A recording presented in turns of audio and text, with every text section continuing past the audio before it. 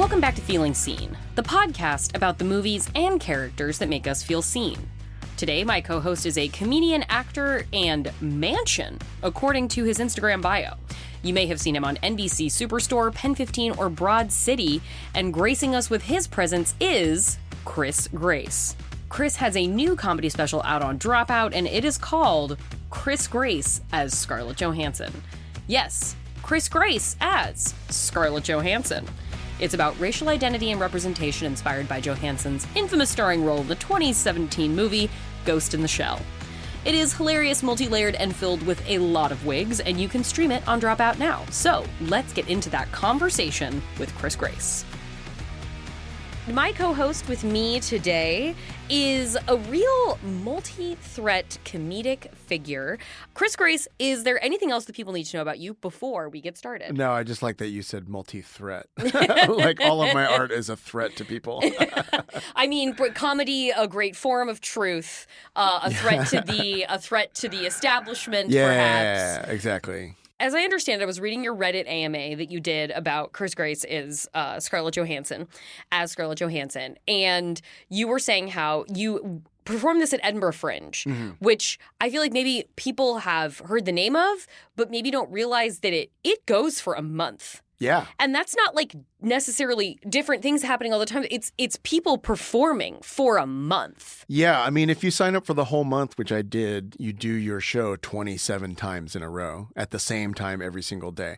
Also, I want to just give myself credit because I think I put more effort into that Reddit AMA than most people do on their AMAs. I was at my computer from noon till 4:30 p.m. just typing away. Sorry, you asked me about Fringe. Yeah, and the reason I wanted to bring up Fringe with that boot camp of 27 days, back-to-back performances, I wanted to hear how, if at all, did you hone this performance over the course of 27 back-to-back shows? Were you surprised by maybe little tweaks or changes that you made, or did it really exit the same way that you came into the festival with? No, it did not exit the same way at all. I didn't do major overhauls in terms of the structure of the piece, but, and I do call it the piece because that maintains my pretension. Honestly, I think what mostly happens is I do it 27 times in a row, and I just can't help but improvise jokes throughout the whole thing. And then each day, if I get 3 jokes out of it or 2 or 3 new jokes out of it, by the end of the month, it's like filled with a lot more laughs in it than it was. Seriously? Yeah. 2 jokes a day over a month. Yeah. I feel like you're coming to people with at least a joke a minute. That feels like great joke density. Yeah, I mean, I have a pretty loose approach to performance, which my husband, who directed the show and my last show this past August, I think he sort of wishes I stuck to the script more often. Also, particularly with Scarlett, he was running the tech as well. So there were some moments where I was doing some creative editing where I would forget a whole chunk of the show, reorder it somewhere else. Okay. Make sure that I said the cue line for the next tech cue. Okay. And then, I think it was an adventure for him. But, actually this past month I did my new show, Sardines, and I actually forgot a chunk and put it in at the end. And after the show, he was like, oh, it actually works better at the end. Look at that. So, I mean, that is the great thing about Edinburgh Fringe is you get to put it up in front of real people every day for 27 days. I don't see how you can't level up your show if you do it. Does it give away too much to ask why you settled on the title Chris Grace as Scarlett Johansson? No, that's pretty much it. As they say in the UK, it does what it says on the tin. That is the essential premise of the show. It's a biographical show about Scarlett Johansson by me, and it was mostly because she took a role that probably should have gone to a Japanese actor. Right, Ghost in the Shell, Ghost correct? in the Shell. Yeah. And so when that happened, which I think was 2017, I remember thinking like, well, if she can play that part, then I should be able to do a show about her. Like if we're saying everybody's fair game to like play whatever race we want to play. And so that's where it sort of sprung from. And then this was the kind of project where this is my first solo show. It's my first stand-up special, and I am old. So and I'm a person with very strong opinions about theater and comedy and stand-up. And I don't know, I have a feeling, I would guess people that listen to a Maximum Fun podcast probably might overlap with me in this sense, in that we have a lot of tastes and we have a lot of opinions about art, and I think it's a discerning crowd. Right. That's really challenging when you go to make your first thing, especially if you aren't 22 and it's oh, I'll just make it, whatever. If it sucks, I'll just do another one. The longer you go without making that first thing, the more it is this better be good. Because I've been telling a lot of people my very esoteric opinions about art for 20 years now. So I better live up to the fact that I was so nitpicky about this special or that special, I think that's a challenge that I had to kind of steamroll through in creating this.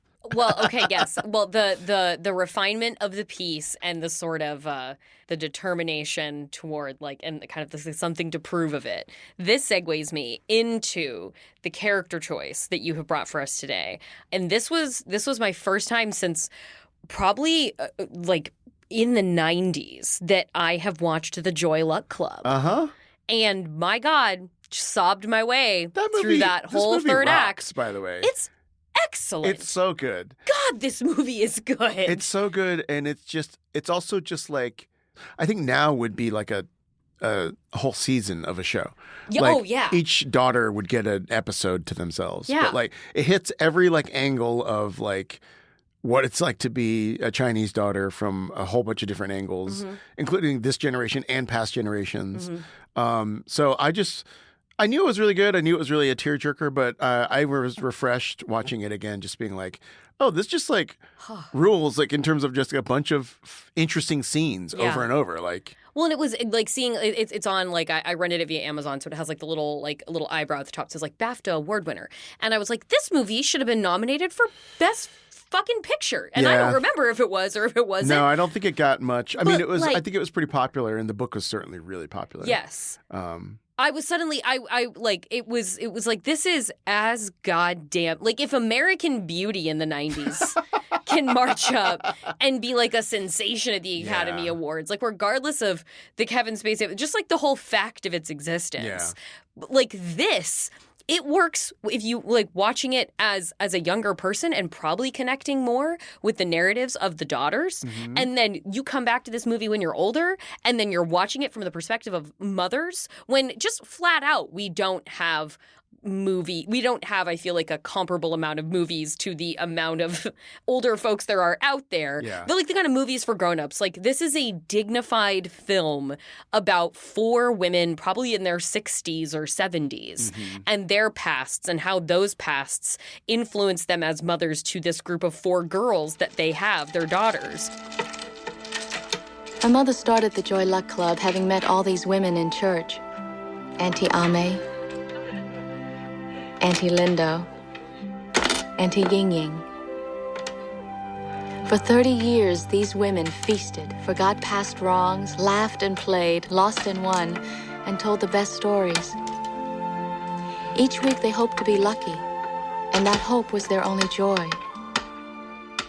And then, like you said, we get the time with each of them to see them play through and flashback to when they were younger and then them as adults. And the dignity that it gives the story of older women is also still something, even in 2024, that feels like a precious thing to watch. Yeah, and also a very wide-ranging project in terms of we got to shoot things in modern America. We were also doing these period pieces. This, I actually think the scope of it's pretty impressive. I think it's 2 hours and 15 minutes or something, and it's actually kind of shocking how it both, I felt breezes through that kind of emotionally dense of material while feeling comprehensive in the way that it is meant to, without ever being while doing it in under 4 hours. Yeah, the economy of this movie and the beauty of it. People should be, I know it's a big deal of a movie, but let's put Joy Luck Club in repertory theaters more often, you guys. Oh, that's a great idea, actually. We got enough of it. We're wonderfully blessed here in LA to have repertory theaters, and I don't feel like I'm getting that many chances to watch Joy Luck Club on the big screen. Also, I feel like we should make a stage version of it or something. And, you know, it has very serious topics in it, but it actually kind of has like a light touch throughout. And I think the acting is just very deft throughout. It's just, it's also just a series of just like very, very good Chinese and Asian actors. Oh, like, God, throughout. wow. All of whom I think probably deserved better careers than they got. Because I think in the context of when this movie came out, I think there was a feeling of like, okay, this is like a little bit of a breakthrough. Like, now these people will get some more work, or like we'll be addressing these kinds of situations again. And it really didn't happen again until Everything Everywhere All at Once. Yeah. I mean, I remember when Everything Everywhere was coming out, it was like, this is the first time there has been an all Asian cast of like a Hollywood film since The Joy Luck Club. Like that movie got brought up a lot alongside Everything Everywhere because there wasn't a renaissance that was galvanized from this movie. Not at all. There was Crazy Rich Asians, which also was not very long ago, but that focused more sort of on like wealthy Asian people in Singapore. Like it really wasn't really about an Asian American experience, even though I think Constance Wu was an American in that. But in the same way, like when I was growing up in the like 80s and 90s, there was a galvanizing moment for like gay films. Yeah, there was new queer cinema. There was a great black cinema movement happening in the 90s. The indie cinema movement coming out of Sundance was tremendous. Yeah, so when I was in college, I remember in college watching Longtime Companion in an auditorium with like 6 other people and feeling like that movie was so good. And I remember thinking when Longtime Companion came out, I was like, we will know, like, what'll be great is when there can be bad, boring gay movies. You know? And by the way, we've achieved that. Oh, absolutely. Yeah, we are treated as equals when it comes to being able to make bad gay movies. Bad hack cliche movies. But I mean, that is the measure of like, you know, the tolerance that an industry will have for a variety of projects. But there were a lot of movies that you could watch if you wanted to watch gay people on screen, right? After Joy Luck Club, it wasn't like there was this big flood of films to watch. I mean, there were some occasionally. I remember a film called Motel that I liked a lot. There probably are like ones, but they weren't part of like the film festival circuits or like you open up the Village Voice and there's a review of like this movie called Edge of 17 from like way back, or you know, or Beautiful Thing. I'm just thinking like I can think of like 10 gay movies, from that era, and it's just weird that it for Asian American and Asian people that it was like Joy Luck Club, and then like Everything Everywhere. Like the gap between those is immense. Yeah. And also, I will say Joy Luck Club is even more distinctive than Everything Everywhere in that I love Everything Everywhere. It's like one of my favorite films, but. Like I love that. I love Shang-Chi.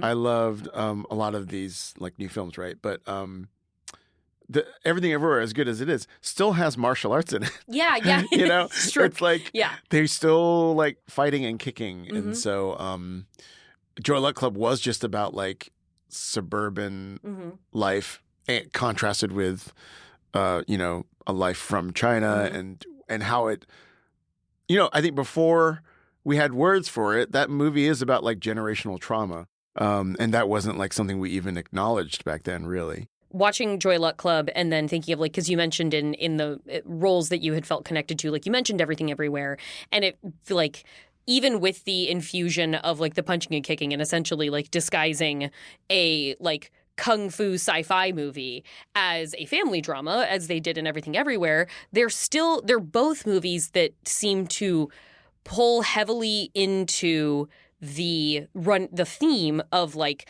hope and expectation between like intergenerational connection. Yeah, in terms of setting up the next generation, that part of your life is about like sacrificing so that they can get somewhere. And what happens if they don't do the thing you want? Like you feel like you've sacrificed to get your children to a certain place, and then they're either, you know, throwing it away, or they're marrying a white person, or they are gay. You know, it's definitely. I mean, that's definitely part of the culture for sure. Like there is a lot of you're reminded very often that Mm-hmm. like your parents have like come from another country to be here, Right. to give you opportunities, and so like you do feel this weight. 4 o'clock, turn off TV, practice piano time. I couldn't believe what she was saying. Like I was supposed to go through the same torture again. Forget it. What I say? 4 o'clock. I'm not gonna play anymore. Why should I? What did you say? I'm not your slave. This isn't China. You can't make me. Get out! No! No! No! No! No! I won't. You want me to be someone I'm not. I'll never be the kind of daughter that you want me to Only be. 2 kinds of daughter. Obedient or follow own mind. Only one kind of daughter could live in this house. Obedient kind. Then I wish I wasn't your daughter. I wish you weren't my mom. Too late to change this. You really don't have the like freedom to just be like, fuck, I'll just do whatever I want. Mm-hmm, Like I don't think I ever felt that. How old were you when you watched Joy Luck Club? Whatever year it came out. Okay. Can we refresh ourselves what year it came out? 90?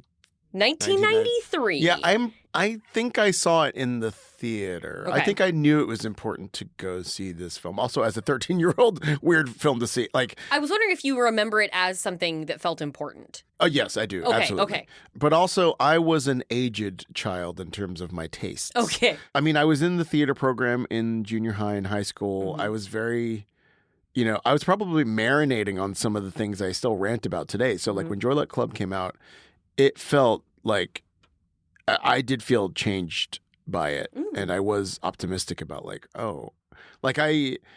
there is a thing that I think if you are represented regularly in film, Mm-hmm. I think you underestimate how much it means to like see somebody that like has a life that resembles yours. Sure.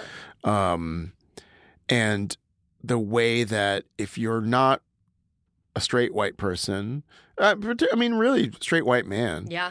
in America, you build up this muscle of like, oh, like Die Hard, I can identify with John McClane. Absolutely. Talk about that all the time. Like the training of people not represented by the popular, the mainstream, having an ability, like a special creative genius, in my estimation, Yeah. to create space for themselves because space is not made. Yeah. So it's like, yeah, I could be Flash Gordon. I can be this guy and that guy. But you don't realize that you are doing that, right? And then when you see something where you don't have to exercise that muscle, because it's like, oh, there's so many people in Joy Luck Club that remind me of my sisters. And not having to do that extra emotional work to get into a film, just it hits so much harder. And I do think it kind of supersedes like critical evaluation of something sometimes. Like, yeah, sometimes you get extra credit because you're representing something that hasn't been represented. So I remember when Everything Everywhere came out, that there was like, I would say that muscle that I was exercising had been re-strengthened by the gap between Joy Luck Club and Everything Everywhere. Right. So I remember when Everything Everywhere came out, reading like people's letterboxd reviews about it and people saying, applying sort of like a critical evaluation to it, that I could like recognize like, okay, I understand you think this or that is a plot hole or whatever, but I felt very defensive of that movie, just as I felt defensive of Joy Luck Club. For sure. Like, I think certain people felt defensive of like Coco and like Black Panther Yeah. in ways that I remember my friends on Facebook like criticizing Black Panther. And I remember feeling like we should have some respect for the fact that this is doing some representation as well. And that's genuinely separate in our culture from, oh, does the script have a plot hole in it? Yeah. Or, I remember when I saw Coco, people in the audience, so I teared up watching Coco. Oh, yeah. I wept. But I teared up early because people in the audience were laughing at some in-joke reference, and I can't remember what it was. I think maybe it had to do with like her shoes or something, like the chancletas or yeah, something. the chancla. Yeah. Chanclas. And like, there was some like reference to something where people in the audience laughed in a way that the laugh was familiar to me. Mm-hmm. It was like, oh, you've seen that before, and you're laughing because you felt seen by this moment, and that made me tear up, even though I didn't get the reference. Because the thing that people seeing themselves like really was moving to me, and yeah, and then I was stone faced the rest of the film. No. And then the Marigold Bridge did nothing for me. It did nothing. It's time for a break, but we will be right back with more from Chris Grace as, well, Chris Grace. And Chris Grace as Rose from the Joy Luck Club.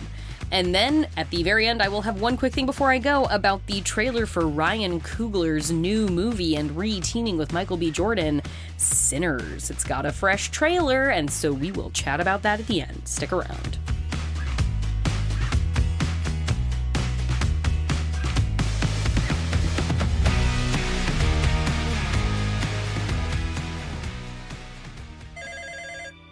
Hello, Podcast Recommendation Service. Hello there, young man. I'm looking for a new podcast to listen to. Something amusing, perhaps. Oh, what about Beef and Dairy Network? Something surreal and satirical. Well, I would suggest Beef and Dairy Network. Ideally, it would be a spoof industry podcast for the beef and dairy industries. Yes, Beef and Dairy Network. Maybe it would have brilliant guests such as Josie Long, Heather Ann Campbell, Nick Offerman, and the actor Ted Danson. Beef and Dairy Network. I don't know. I think I'm going to stick to Joe Rogan.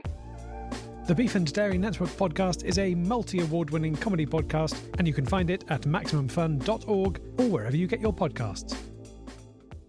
Jackie Cation, hi, and welcome to the MaximumFun.org podcast, The Jackie and Lauren Show, where we talk about stand-up comedy and how much we love it and how much it enrages us. We have a lot of experience and a lot of stories and a lot of time on our hands. So check us out. It's 1 hour a week, and we drop it every Wednesday on MaximumFun.org.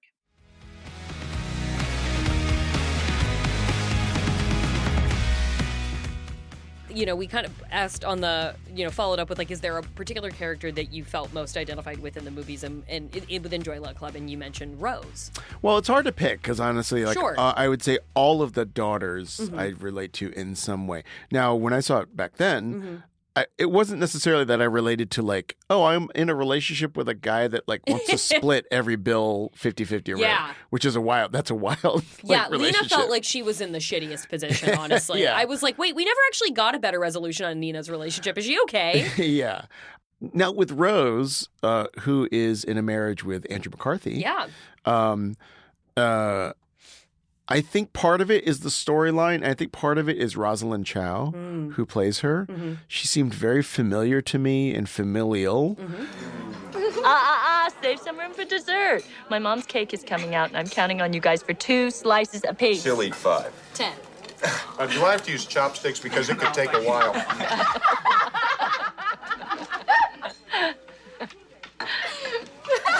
Where's Jennifer?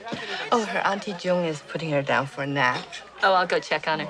And she has been a person that, like, if I ever get to work with her, like, it will be very precious to me to be able to, like, do something with her. And I'm married to a white man currently, so I also can relate to. Also, Andrew McCarthy being in it, like, he is also representative of a certain thing from, like, the 80s, Oh, yeah. So And, like, because you're kind of like, you're used to all these women being let down by the men in their lives in these flashbacks. And to see him emerge through the end of the movie as just like, wait, no, he actually is, like, good.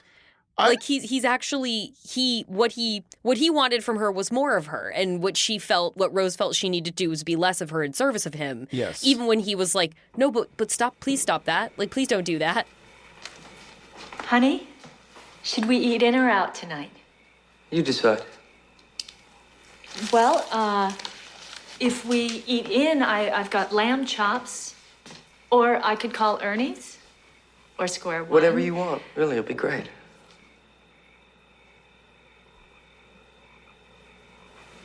Okay. I didn't mean to interrupt your work. I'll figure something out. You're not interrupting me. Really, I meant what I said. Oh, I want to hear what you want. Because I could defrost a chicken if the lamb chops are too heavy. I mean, you've had a hard day. I don't really care. I just want you to Be happy.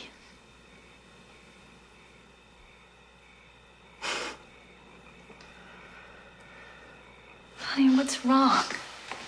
Did I say something wrong? It's just that once in a while, I would like to hear what you want. I thought that was a very, like, they avoided a pat answer in terms of, like, that relationship. And sort of acknowledged that sometimes people, like, do ask for divorces and go through rocky times. And that's not necessarily, like, a binding view of the relationship. Like, that relationships can change from one moment to the next.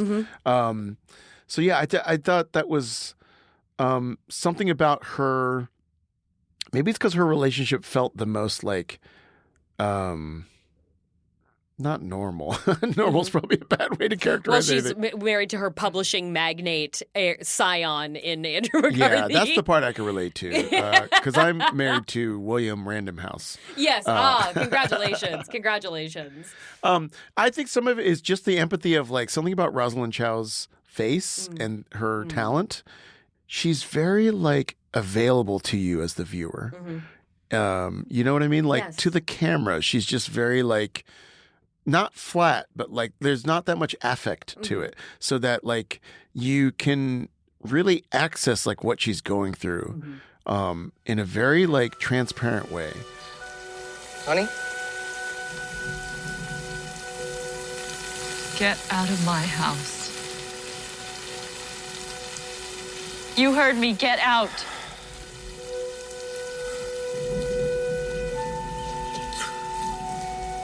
Honey, it's our house. We agreed to sell it. That's why I'm here. You're not taking my house. You're not taking my daughter. You're not taking any part of me. To some degree, that film, those actors were also being like, hey, we are actors in this film. Like, you could be an actor. Like, before that, there weren't that many examples of, like, people I could look to. Also, I think there's like, not that many. The guys are not as great in this film to emulate. But I did also mention that I like the dad in this one. June's dad is Which, in wonderful. IMDb, is just June's dad. I just remember that he has a monologue where he's like, you know, you have the best quality heart, you know? And I do remember thinking, like, he could use a storyline too. He just, like, all you see him doing is, like, cooking food, and June's like, oh, it smells so good, Dad. And he's like, thank you. Yeah. And then at the end, when he's like, let me tell you everything you ever really wanted to know about your mother and finally give you peace of mind in this life, with just, like, the most kind eyes imaginable. A mother can never give up her hope for her own children. Never. Never. But she never did. On the day you're born, she transferred all her hope to you, all hope from those babies. She transferred all her hopes to me. Mine, too. Oh, I love you, Daddy. That is a part of the film that I don't relate to, because it speaks to a very peaceful fatherly presence. Yeah. Which mine was not. My dad was not like that at all. Okay. So, and I'm actually, in my experience with a lot of my friends and relatives, Chinese dads, like, not that many of them were like the nice guy cooking, you know? Yeah. But I mean, that's probably a different book for Amy Tan to write. Sure. No, but there was, like, I did, and, you know, having, you know, like you said, it's just sort of like a general feeling across the movie. But looking at Rose and looking at the dad, there is, like, obviously duty is something that runs throughout this movie strongly, but a kind of like softness in service was something that I felt like with Rose and the dad, and the little we see of him and what we see of what she struggles with was something that was very much connecting the two of them. And are you an in service of person? Are you I might sublimate myself into the background for my partner, but I need to be careful about that? Or are you like, no, I certainly have never had a problem putting my point of view out there. Well, I guarantee my husband would say I'm not that kind of person. But I think that actually my family has a little bit of a tendency to sort of assimilate with cultures in a way. One, because it's interesting. And two, I don't know if that's just a thing that we do. I don't know if that's a thing my family does or a thing that's, I mean, there is a thing that is discussed about like Chinese people doing that, you know, in terms of like, we are the ones that will like move to suburban Indiana and we'll start a Chinese restaurant, but we'll customize it so that the locals like it. You know, at least in the eras that I was growing up, it was very much like, we're not coming in and just putting up regional food from China that you can't relate to. We're like going to make chop suey and, you know, the duck pancakes. So you get your hoisin sauce. But I don't know. You know, it's interesting because the special coming out and like, I mean, I had a certain degree of people knowing who I am, and I think it's leveling up from the special coming out. And also the special is very personal.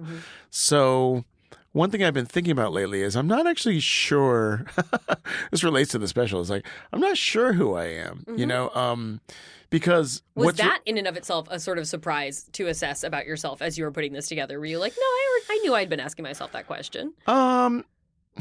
It's funny. I think the reception of the special, which has been almost like uniformly positive, has put me more in an existential crisis. Okay. In a way, because what I see reflected back to me is that it's connected with a lot of people, and it's it feels very important to a lot of people, and it is important to me as well.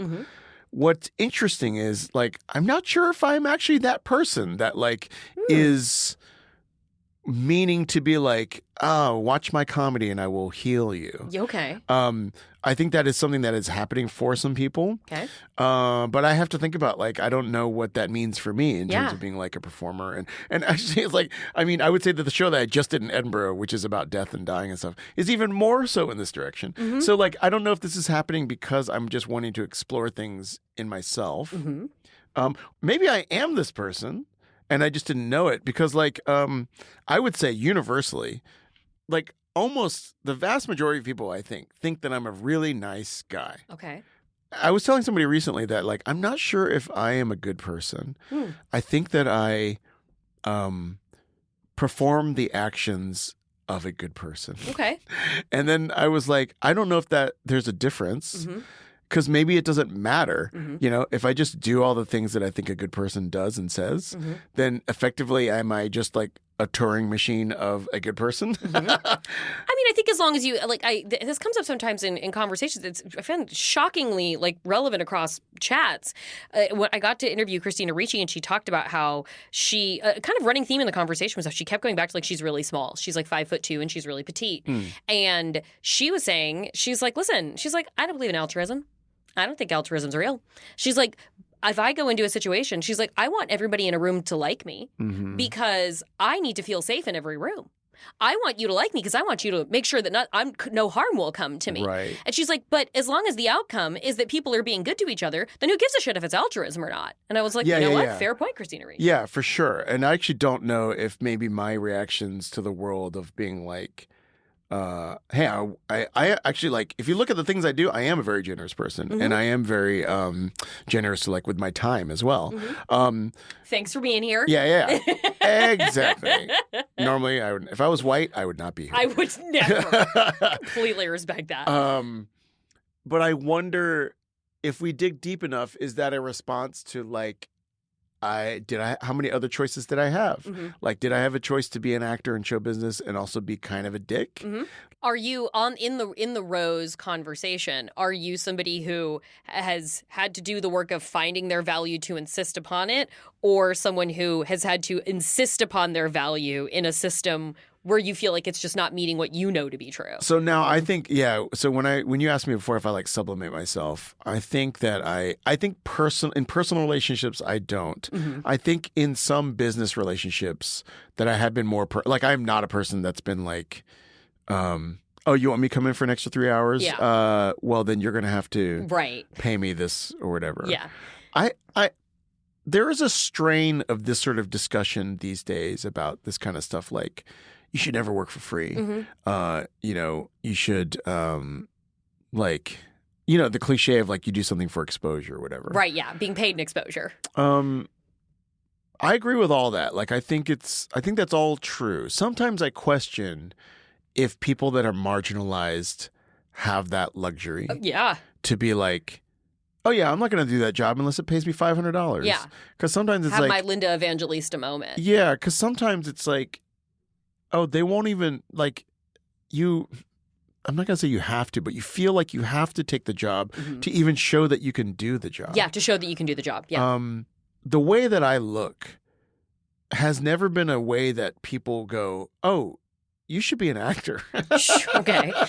And no one has ever been like, oh yeah, I thought you were going to be an actor. Like the implicit bias of like the way I look never has implied that I could do the job. You know, our society is grooved in that way to where if I, like when I was graduating high school, if I said I'm going to be an electrical engineer or a computer science major, that people would be like, oh yeah, that makes sense. Yeah, yeah. Even if I had shown no aptitude for it whatsoever. I am like Rose in that sense that like there is a sort of like go along to get along type thing sometimes. I think even with my solo shows that like I pitched the Scarlett Johansson show to like multiple grants and like, oh, we have an incubator where we're going to have somebody work on a solo show. Yeah.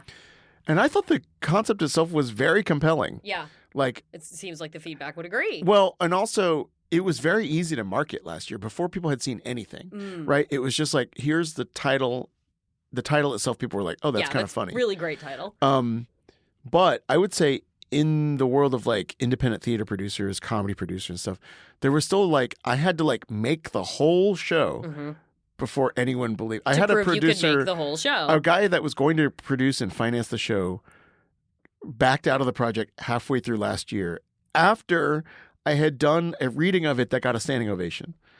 So like there is a thing I think that you fight, and I think it's connected to this like representation thing where like it's like you feel like you have to prove yourself over and over again so many times. I know that's generally true in show business as well. Sure, but I think more true for some than others.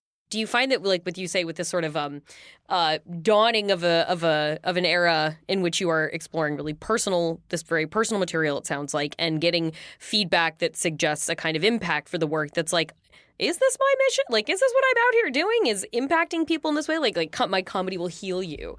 Do you feel like you are being perhaps misperceived and you are wondering sort of how your presentation is affecting that perception? Or do you feel like you are being accurately perceived in a way you've never recognized yourself to be? I think the effect it's having on people is accurate. Okay. I think what's happening is that I have no qualms about being extremely raw and personal about the material that I write and perform. I also have no qualms about being very dark and cutting under it. And I think that is truly expressive of like my comedic sensibility.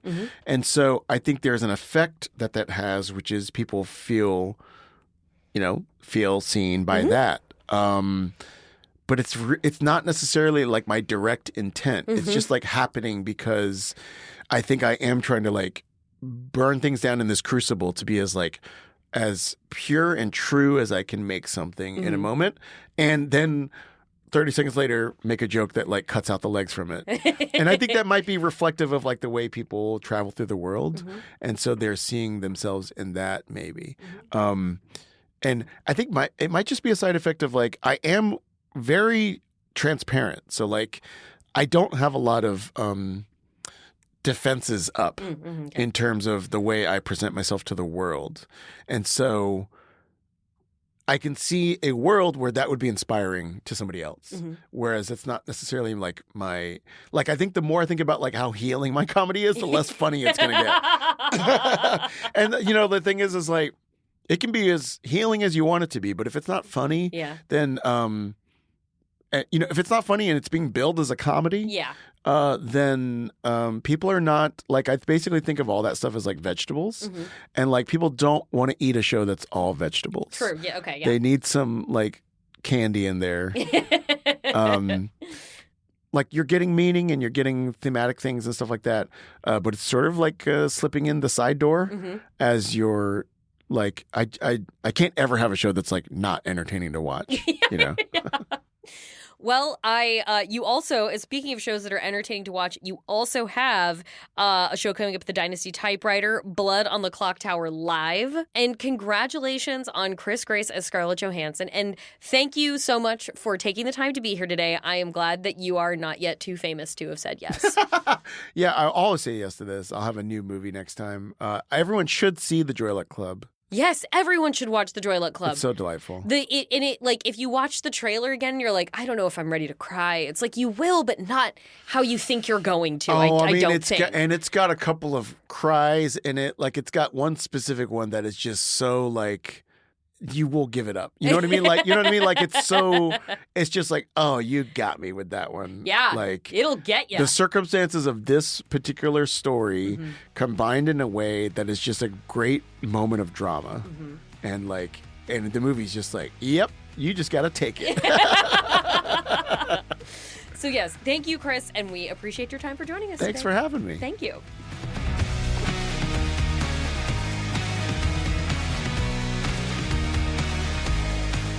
Thank you so much to Chris Grace for being here and for inspiring, hopefully, all of us to go back and either revisit The Joy Luck Club or watch it for the first time. God, it's good. You can look for his new comedy special, Chris Grace as Scarlett Johansson, on Dropout now. And if you're here in Los Angeles, check out Blood on the Clock Tower live at the Dynasty Typewriter, a tremendous venue for comedy, Dynasty Typewriter.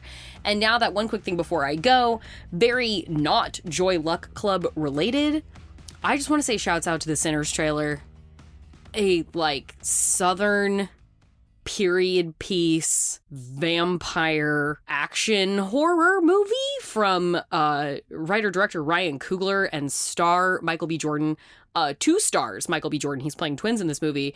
And those twins are returning to their hometown after a period away to, I think, kind of like, you know, restart their lives. And they find some true insane horrors. There are parallels being drawn to the trailer with From Dusk Till Dawn, you know, the stuck in a facility made of like dark tones and wood overnight with a collection of vampires.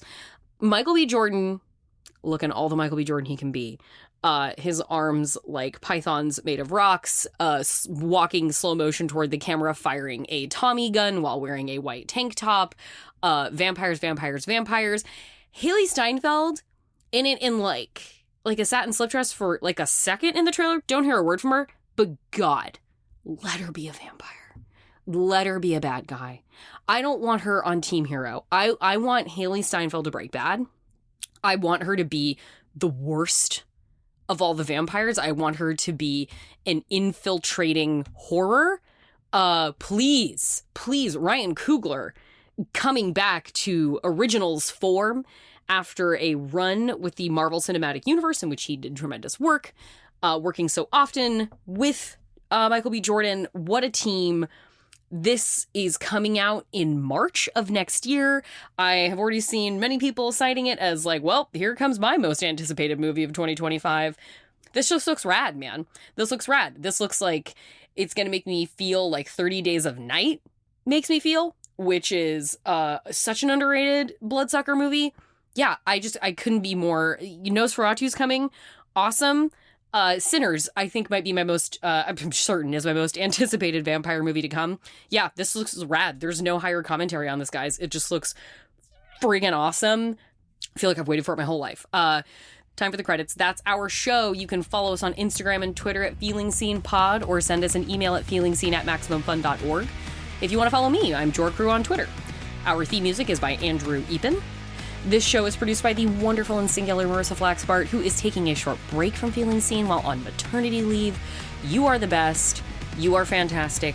We miss you, and we are so glad to be in the very capable hands of producer Daniel Huesias to the Feeling Scene team.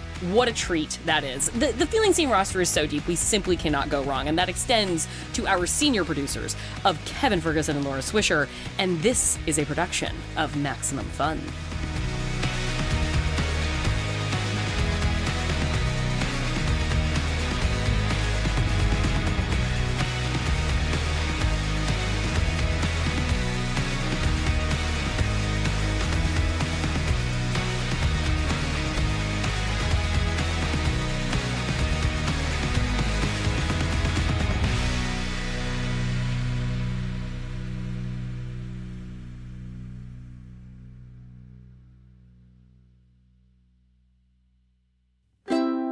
Maximum Fun, a worker-owned network of artist-owned shows, supported directly by you.